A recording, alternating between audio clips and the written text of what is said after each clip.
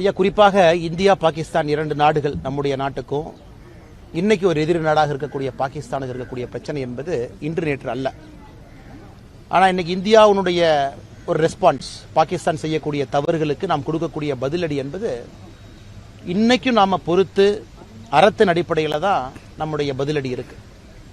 நீங்களே யோசிச்சு பாருங்க, 2008 மும்பை அட்டாக் நடந்த பொழுது 166 பேர் கொடூரமாக கொல்லப்பட்டாங்க. அன்னைக்கு அமைதி முறையில் ஐநா சபையிலிருந்து எல்லாத்தையும் நம்ம வேண்டுகோள் விடுத்தோம். குறிப்பாக யாரெல்லாம் இந்த தாக்குதலுக்கு பின்னணியில் இருக்கிறாங்களோ நடவடிக்கை எடுக்கணும். அதன் பிறகு தொடர்ச்சியாக பல தாக்குதல் நடந்தும் கூட மிக முக்கியமானது பத்தான்கோட் 2016 பஞ்சாப்ல நம்முடைய ஏர்பேஸுக்குள்ள பாகிஸ்தான் தீவிரவாதிகள் தீவிரவாத செயலில் ஈடுபட்டாங்க. அன்னைக்கு கூட நம்ம என்ன சொன்ன, மோடி ஐயா, பாகிஸ்தான் நாட்டில் இருக்கக்கூடிய பாதுகாப்பு அதிகாரிகளை இந்தியாவுக்கு வர சொன்னோம். பத்தான்கோட்டுக்கு நீங்க வாங்க, வந்து பாருங்க, டிஎன்ஏ எவிடன்ஸை பாருங்க, தொலைபேசி உரையாடல்களை பாருங்க, எப்படி உங்களுடைய தீவிரவாதிகள் எங்க நாட்டுக்குள்ள பத்தான்கோட்டுல தீவிரவாத தாக்குதல் நடத்துறாங்க பாருங்கன்னு சொன்னோம். அன்னைக்கு பாகிஸ்தான் அதிகாரிகள் இந்தியாவுடைய ஏர்பேஸுக்குள்ள அனுமதி கொடுத்தோம். அது வரைக்கும் இந்தியா சரித்திரத்திலே அனுமதி கொடுக்கல. ஆனா திரும்பி போன பாகிஸ்தான் அதிகாரிகள் இந்தியாவை திரும்ப கூப்பிட்டுருக்கணும். உள்ள இது பார்ட் ஆஃப் எக்ஸ்சேஞ்ச், நீங்க இங்க இன்வெஸ்டிகேட் பண்ணுங்க, எங்களையும் உங்க நாட்டுக்குள்ள கூப்பிடுங்க. அதையும் பாகிஸ்தான் அவமதிச்சது. அதே 2016 ஊரியில தாக்குதல் நடத்தப்பட்டு 23 நம்முடைய சோல்ஜர்ஸ், ராணுவ வீரர்கள் அவங்க தங்கியிருந்த கேம்புக்குள்ள பாகிஸ்தான் தீவிரவாதிகள் கொண்டாங்க. அந்த ஊருக்கு நம்ம பதிலடி தாக்குதல் கொடுத்தோம். லைன் ஆஃப் கண்ட்ரோலை தாண்டி போய் நம்முடைய பாதுகாப்பு படை பதிலடி கொடுத்துட்டு வந்தாங்க. 2019 புல்வாமா 46 பாதுகாப்பு படை வீரர்கள் கான்வாயில போகும்போது சிஆர்பிஎஃப் கான்வாய் அடிச்சு 46 பேர்த்த கொண்டாங்க.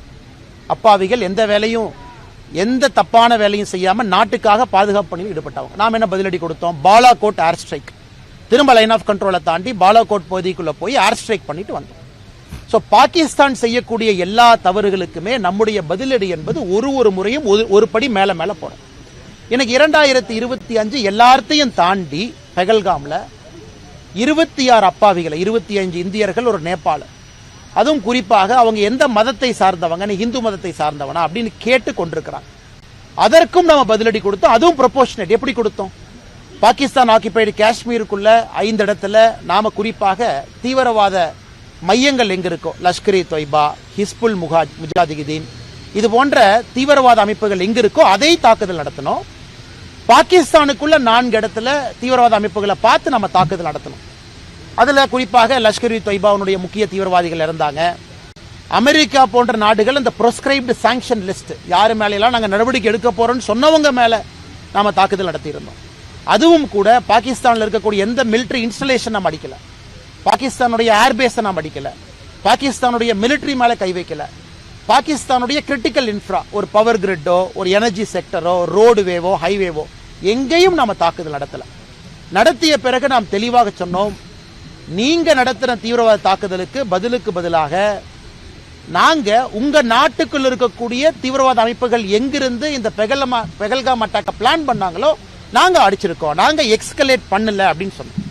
அதன் பிறகு பாகிஸ்தான் என்ன பண்ணாங்க? அப்பாவி பொதுமக்களை பார்த்து டார்கெட் பண்ண ஆரம்பிச்சாங்க. பார்டர் ஏரியால ஷெல்லிங். இன்னைக்கு பாருங்க, காஷ்மீர்ல அசிஸ்டன்ட் கலெக்டர் ரேங்க்ல இருக்கக்கூடிய ஒருவர் கொல்லப்பட்டிருக்கின்றார். பாகிஸ்தானுடைய ஷெல்லிங்ல இன்னைக்கு காலையில் அதிகாலையில அசிஸ்டன்ட் கலெக்டர், பிளாக் டெவலப்மெண்ட் ஆபீசருக்கு மேல் கிரேட்ல இருக்கிறவங்களை கொண்டிருக்காங்க. 20க்கும் மேற்பட்ட அப்பாவி பொதுமக்களை கொண்டிருக்கிறாங்க. வெறும் ஷெல்லிங், இன்டிஸ்கிரிமினேட். பொதுமக்களுடைய வீடு எங்க இருக்கு அதை நோக்கி ஷெல் பண்ணு, அப்பாவிகள் இறக்கட்டும். அதை தாண்டி கடந்த இன்னைக்கு 13 நாளாக லைன் ஆஃப் கண்ட்ரோலை தாண்டி ஷெல்லிங் நடக்குது. கடந்த 3 நாட்களாக 400க்கும் மேற்பட்ட ட்ரோனை நம்ம நாட்டுக்குள்ள அனுப்பி அந்த ட்ரோன் கிட்டத்தட்ட ஜம்மு அண்ட் காஷ்மீர், பஞ்சாப், ராஜஸ்தான் எல்லா பகுதிகளிலும் கூட அந்த ட்ரோன் அட்டாக் நடத்துறாங்க. சோ இந்தியா எடுத்த நடவடிக்கை என்ன? பாகிஸ்தான்ல இருந்து வந்த தீவிரவாதிகள் செய்த தவறுக்கு அந்த தீவிரவாத மையங்கள் எங்க இருக்கோ அதை நோக்கி நாம் அடிக்கிறோம். பாகிஸ்தான் திரும்ப என்ன பண்றாங்க? இந்தியாவில் இருக்கக்கூடிய அப்பாவி பொதுமக்களை பார்க்கறாங்க. அப்ப மக்கள் எல்லோரும் முடிவு செய்ய கொள்ள வேண்டும். நம்ம மேல ஒருத்த போர் தொடுக்கும் பொழுது திரும்பி நம்ம பதிலடி கொடுக்கல, நம்ம கோலை. ஆனா நம்ம மேல ஒருத்தன் போர் தொடுக்கும் பொழுது திரும்ப நாம பேச வேண்டிய கட்டாயம் இன்னைக்கு இந்தியாவுக்கு இருக்கு. இன்னைக்கும் இந்தியாவை பொறுத்தவரை இன்னைக்கு 10:30 மணி நாம் பேசிக் கொண்டிருக்கக்கூடிய நேரம், 10:30 மணிக்கு நம்முடைய முக்கியமான பிரீஃபிங் டெல்லியில அந்த 2 ராணுவ பாதுகாப்பு படை அந்த அதிகாரிகள், பெண்மணிகள் 2 பேரும் ஃபாரின் செக்ரட்டரியோட 10:30 மணிக்கு முக்கியமான பிரீஃபிங் இருப்பதாக நான் அறிந்தேன். அதனால் அதை நீங்க பார்க்கணும் பத்திரிகை நண்பர்கள். இந்தியாவை பொறுத்தவரை பொறுத்திருக்கின்றோம், அறத்தின் அடிப்படையில் இருக்கின்றோம். பாகிஸ்தான் செய்யக்கூடிய தவறுக்கெல்லாம் பதிலடி கொடுக்கிறோம். அதே நேரத்தில் நாம் புரிந்து கொள்ள வேண்டும், நாம $4 trillion எக்கானமி, மிகப்பெரிய பொருளாதார நாடு. பாகிஸ்தான் $360 பில்லியன், அதாவது 12ல் 1. இன்னைக்கு இந்தியாவுடைய மொத்த பொருளாதார உற்பத்தி திறன்ல 12 நாம் இருக்கோம்னா பாகிஸ்தான் 1 இருக்காங்க. சோ பாகிஸ்தானோடு சண்டை போட்டு ஜெயிச்சு நமக்கு ஒன்னும் ஆக போறது கிடையாது. நாம எந்த நாட்டினுடைய ஒரு எல்லையும் பிடிப்பதற்காக இந்த சண்டை போடல. ரஷ்யா உக்ரைன் மாதிரி போர் கிடையாது. நம்ம நாட்டின் மீது நடத்தப்பட்டிருக்கக்கூடிய தீவிரவாத தாக்குதலை வேரோடு அறுத்து எரிய வேண்டும் என்கின்ற நோக்கத்தோடு இறங்கி இருக்கின்றோம். இதுல நம்ம தமிழ்நாட்டில் இருக்கோம். தமிழ்நாட்டில் இருக்கக்கூடிய நம்முடைய பார்வை கொஞ்சம் வித்தியாசமா இருக்கும். பாரத நாட்டின் மீது பற்று நமக்கு இருக்கு. ஆனாலும் நம்ம பார்டரில் இல்ல, நம்ம பாகிஸ்தானுடைய மிசைல் ரேஞ்சில் இல்ல, நம்ம பாகிஸ்தானுடைய ட்ரோன் ரேஞ்சில் இல்ல, நம்ம பாகிஸ்தானுடைய ஷெல்லிங் ரேஞ்சில் 3 இடத்திலும் நம்ம இல்ல. ஆனா இதே இந்தியர்கள், நம்முடைய சகோதர சகோதரிகள் பார்டர் ஸ்டேட்ல இருக்கிறவங்க, ஜம்மு அண்ட் காஷ்மீர், பஞ்சாப், ராஜஸ்தான், அவங்க எல்லாருமே பாகிஸ்தானுடைய மிசைல் ரேஞ்சில் இருக்காங்க, ட்ரோன் ரேஞ்சில் இருக்காங்க, ஷெல்லிங் ரேஞ்சில் இருக்காங்க. இந்த நேரத்தில் ஒரு நாடாக ஒற்றுமையாக நாம் இருந்து நாம் இந்தியர்கள் அனைவரும் ஒரு தாய் பிள்ளையினுடைய மக்கள் என்கின்ற உணர்வோடு நாம் இருக்கணும். எல்லா இடத்திலும் கூட நமக்கு அந்த வேள்வி இருக்கணும், பாதுகாப்பு படைக்கு நாம் கொடுக்கக்கூடிய சப்போர்ட் இருக்கணும், யூனிஃபார்ம் போட்டிருக்கக்கூடிய அதிகாரிகள் எல்லோருடைய பேச்சை நாம கேட்கணும். ஒரு சிவில் டிஃபென்ஸ் ட்ரில் பண்றாங்க, அதை முழுமையாக நாம் களத்தில் இருந்து அவர்களுக்கு நாம் ஒத்துழைப்பு கொடுக்கணும். அது நம்முடைய காவல்துறை அதிகாரிகளா இருக்கட்டும், இல்ல சிவில் டிஃபென்ஸ் வாலண்டியர்ஸா இருக்கட்டும், ஹோம் கார்டாக இருக்கட்டும், பாராமிலிட்டரி போர்சஸாக இருக்கட்டும், ஆர்மியாக இருக்கட்டும், இந்த நேரத்தில் நாம் செய்ய வேண்டிய கடமை இந்தியர்களாக நம்முடைய அரசு சொல்லதை முழுமையா நாம செயல்படுத்தணும், கேட்கணும். பாதுகாப்பு படை அதிகாரிகள் சொல்றதை நம்ம கேட்கணும், காவல்துறை அதிகாரிகள் சொல்றதை கேட்கணும். நேற்று உதாரணத்துக்கு சென்னையில காவல்துறை ஆணையாளர் கமிஷனர் அருண் அவங்க சொல்லியிருக்கிறாங்க, பொது இடத்துல நாங்க பாதுகாப்பை அதிகப்படுத்தி இருக்கோம். அப்ப நாமளும் கேர்ஃபுல்லா இருக்கணும். பொது இடத்துல பெரிய பெரிய கூட்டமெல்லாம் நாம போடுறோம், தேவையா தேவையில்லையா, இந்த நேரத்தில் நாமும் அதை உணர்ந்திருக்கணும். அதே நேரத்தில் பார்டர் ஏரியால நம்முடைய நண்பர்கள் சகோதரர்கள் யார் இருந்தாலும் கூட ஆதரவு வார்த்தைகளை சொல்லணும். சமூக வலைதளத்தில் எல்லோருக்கும் அந்த நம்பிக்கை இருக்கணும். ஆனால் நிச்சயமாக இன்னைக்கு நாளைக்கு இது முடிய போறதில்லை. மோடி அவர்களை பொறுத்தவரை, பாரத பிரதமர் நரேந்திர மோடி அவர்களை பொறுத்தவரை சங்கல்பத்தோடு களமிறங்கி இருக்கிறாங்க. ஏன்னா 2-3 இடத்துல நம்ம தாக்குதல் நடத்துவதற்கு முன்பு பிரதமர் அவர்கள் மிக தெளிவாக அவருடைய மனதை நமக்கு பிரதிபலிச்சிட்டாங்க. இந்த பூமியில எங்க ஒளிந்திருந்தாலும், பூமிக்கு கீழே ஒளிந்திருந்தாலும் உங்களை தொலாவி பிடிச்சு இல்லாம நான் பண்ணிடுவேன் அப்படின்னு. ஆனால் இந்த போர் என்பது தீவிரவாதத்திற்கு எதிரான போர். இது இன்னைக்கு நாளைக்கு முடியாது. நாம அக்ரெசிவா போகத்தான் போறோம். பாகிஸ்தான் இதன் பிறகு நம்முடைய நடவடிக்கையை பார்த்த பிறகு இந்தியால இன்னொரு அப்பாவி பொதுமக்களுடைய உயிரை எடுப்பதற்கு பலமுறை யோசிக்கணும். அதனால் பத்திரிகை நண்பர்கள், நாம் எல்லோருமே இந்த நேரத்தில் நம்ம ரிப்போர்ட் பண்ணக்கூடிய விஷயம், பேசக்கூடிய விஷயம், செய்யக்கூடிய விஷயம் எல்லாம் கண்ணியமிக்கதாக, அரசுக்கு ஒத்துழைப்பு அளிப்பதாக இருக்க வேண்டும் என்கின்ற தாழ்மையான வேண்டுகோளையும் உங்களுக்கு வைக்கிறேன்.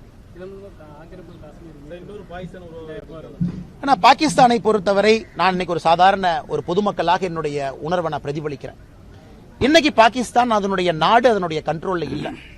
நம்ம எல்லாரும் சொல்லுவோம், ஒரு நாட்டுக்கு ஒரு ஆர்மி வேணும். India's got an army. ஏன்னா பாரதத்துக்கு ஆர்மி வேணும். ஆனா பாகிஸ்தானுக்கு ஆர்மிக்கு ஒரு நாடு. நம்ம நல்லா புரிஞ்சுக்கணும். பாகிஸ்தான் நாட்டுக்கு ஆர்மி இல்ல, பாகிஸ்தான்ல இருக்கக்கூடிய ஆர்மிக்கு ஒரு நாடு. ஏன்னா அங்க இருக்கக்கூடிய ஆர்மி தான் அந்த சிவிலியன் கவர்மெண்ட்டை கண்ட்ரோல் பண்றாங்க. சிவிலியன் கவர்மெண்ட் ஆர்மியை கண்ட்ரோல் பண்ணல. இந்தியாவில் இருக்கக்கூடிய அரசு நாம ஆர்மியை கண்ட்ரோல் பண்றோம். ஆர்மி சிவிலியன் கவர்மெண்ட் கீழே வேலை பார்க்கறாங்க. அதனால நன்றாக புரிந்து கொள்ள வேண்டும். பாகிஸ்தான் இன்னைக்கு அந்த அரசனுடைய கட்டுப்பாட்டில் பாகிஸ்தான் இல்ல. பலுச்சிஸ்தான் அவங்க கட்டுப்பாட்டில் இல்ல. பாக் ஆக்கிபைடு காஷ்மீர் என்ன பிடிச்சி வச்சிருக்காங்களோ அவங்க கட்டுப்பாட்டில் இல்ல. பாகிஸ்தான் நேத்து international monetary fund IMF $1 billion கடன் வாங்கி தான் வண்டியே ஓட்டுறாங்க. நேத்து IMF $1 பில்லியன் கடன் கொடுக்கலனா இன்னைக்கு பாகிஸ்தான் அவங்களுக்கு எலக்ட்ரிசிட்டி கிரிட்ல பவர் ஜெனரேட் பண்ற கூட காசு இருக்காது. அதனால் பாகிஸ்தானை பொறுத்தவரை அது ஒரு பெரிய நாடே கிடையாதுங்க, ஒரு சின்ன நாடு. இந்தியாவுடைய பொருளாதார திறன்ல 12ல் 1 மடங்கு ஒரு பங்கு இருக்கக்கூடிய நாடு. ஆனால் பாகிஸ்தான் அவர்கள் முடிவெடுத்துக் கொள்ள வேண்டும். இந்தியாவோட தொடர்ந்து இந்த மாதிரி ஒரு விஷயத்துக்கு வர்றாங்க, அவங்க எக்ஸ்கலேட் பண்றாங்க, அவங்க சிவிலியனை கொள்றாங்க, அவங்க மிலிட்டரி இன்ஃப்ராஸ்ட்ரக்சர் அடிக்கிறாங்கன்னா பாகிஸ்தான் என்கின்ற நாடு வரைபடத்தில் இருக்காது என்பது என்னை போன்ற சாதாரண மனிதர்கள். ஏன்னா நம்ம அவ்வளவு பலமா இருக்கும். நம்ம நினைச்சோம்னா பாகிஸ்தானை ஒண்ணுமில்லாம பண்ணிடலாம். ஆனாலும் மோடி அவர்கள் அறத்தின் அடிப்படையில் இந்த போர் இருக்கு. நம்ம பாகிஸ்தானை எதையுமே போய் தாக்கலையே. நம்ம மிசைல் விட்டு பாகிஸ்தானுடைய மிலிட்டரி இன்ஃப்ரா எதுவுமே அடிக்கல. அவங்க ட்ரோன் அடிக்கிறதுனால நமக்கு வேற வழி இல்ல. அவங்களுடைய ஏர் டிஃபென்ஸ் சிஸ்டத்தை நம்ம டேக் ஆஃப் பண்ணிருக்கோம். லாகூர்ல இருக்கக்கூடிய சைனா கொடுத்திருக்கக்கூடிய ஏர் டிஃபென்ஸ் சிஸ்டத்தை நாம எதுக்கு அடிச்சோம்? அவங்க ட்ரோனை நம்ம பார்டருக்குள்ள அனுப்புறதுனால அவங்க ஏர் டிஃபென்ஸ் சிஸ்டத்தை நம்ம எடுத்தோம், நாம அடிக்கல. அதனால இப்பொழுதும் பாகிஸ்தான் கையில தான் இருக்கு. இதை அவங்க எக்ஸ்கலேட் பண்றாங்க, இதை மிலிட்டரி கன்ஃபரன்டேஷனாக கொண்டு போறாங்கன்னா என்னை பொறுத்தவரை பாகிஸ்தான் என்கின்ற நாடு வரைபடத்தில் இருக்காது என்பதுதான் என்னுடைய தாழ்மையான கருத்து. இந்த ராணுவ வீரருக்கு ஆதரவா தமிழக அரசு ஒரு பேரணி, ஆனால் ஒன்றும் தப்பில்லைங்கண்ணா. நம்முடைய முதலமைச்சராக இருக்கட்டும், இந்தியாவில் இருக்கக்கூடிய எல்லா மாற்றுக் கட்சியை சார்ந்த நண்பர்களாக இருக்கட்டும், உதாரணத்துக்கு சசி தரூர் இன்னைக்கு திருவனந்தபுரத்தினுடைய காங்கிரஸ் எம்பி எவ்வளவு அற்புதமா பேசுறாங்க. இன்டர்நேஷனல் மீடியா எல்லாம் பாருங்க, ஸ்கை நியூஸ்ல, பிபிசியில் மிக அற்புதமாக இந்திய அரசு எடுத்திருக்கக்கூடிய நடவடிக்கை என்ன நம்ம செய்யறோம், எதுக்கு செய்யறோம் அப்படிங்கறத ஒரு காங்கிரஸ் கட்சியை தான் சசி தரூர், அவங்க பார்லிமெண்ட்ல இன்னைக்கு எக்ஸ்டர்னல் அஃபேர்ஸ் அந்த ஸ்டாண்டிங் கமிட்டி சேர்மனா இருக்கிறாங்க. இருந்தும் இன்னைக்கு கட்சியெல்லாம் தாண்டி சசி தரூர் நிற்கிறாங்க. அது நம்முடைய காங்கிரஸ் கட்சியை சார்ந்த சில முதலமைச்சர்களாக இருக்கட்டும், மாற்றுக் கட்சி நண்பர்கள் ஓவாசி எடுத்துக்கலாம். நமக்கும் அவர்களுக்கும் எம்ஐஎம் கட்சியினுடைய தலைவர் எத்தனையோ மாற்று கருத்துக்கள் இருந்தாலும் பாகிஸ்தானை எதிர்க்கக்கூடிய விதத்துல எல்லாரும் ஒன்னா இருக்கிறாங்க. ஆல் பார்ட்டி மீட்டிங்ல எல்லா கட்சியும் ஒன்னா இருக்கிறாங்க, திமுக உட்பட. அதனால் தமிழகத்துல முதலமைச்சர் அவர்கள் ஒரு பேரணி எடுக்கிறேன், முன்னாள் ராணுவ வீரர்களை கூட அழைச்சிட்டு போறேன், நான் இதை செய்ய போறேன் அப்படின்னா அது வரவேற்கிறது தான், தவறு கிடையாதுங்கண்ணா. அதே நேரத்தில் முதலமைச்சர் அவர்களும் இந்திய அரசுக்கு இந்த நேரத்தில் முழுமையாக தன்னுடைய கோஆபரேஷனை கொடுக்கணும் அப்படிங்கிறதும் என்னை போன்ற மனிதர்களுடைய ஒரு வேண்டுகோள், ஒரு எதிர்பார்ப்பு. தமிழக அரசு இந்த 4 ஆண்டு சாதனை தொடரட்டும் பல்லாண்டுன்னு சொல்லி கொடுத்திருக்காங்க. சாதனை எப்படி அண்ணா, 4 ஆண்டு சாதனைகளை பொறுத்தவரை இன்னைக்கு நாம விலாவரியா பேசணும்னா அதுக்கு ஒரு தனி பிரஸ் மீட் வச்சு பேசணுங்கண்ணா. இது வேதனையான 4 ஆண்டுகள். பொருளாதாரத்தில் தமிழ்நாடை பொறுத்தவரை பின்னோக்கி போக ஆரம்பித்திருக்கின்றோம்.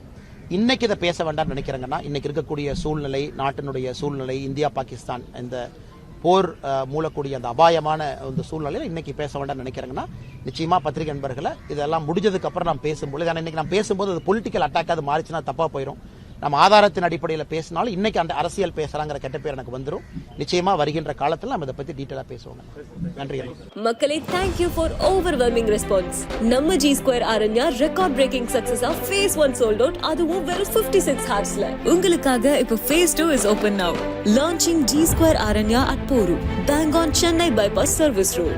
Villa plots ranging from 800 to 3,800 square feet. Price on request only. To know more details, call 89399 89393.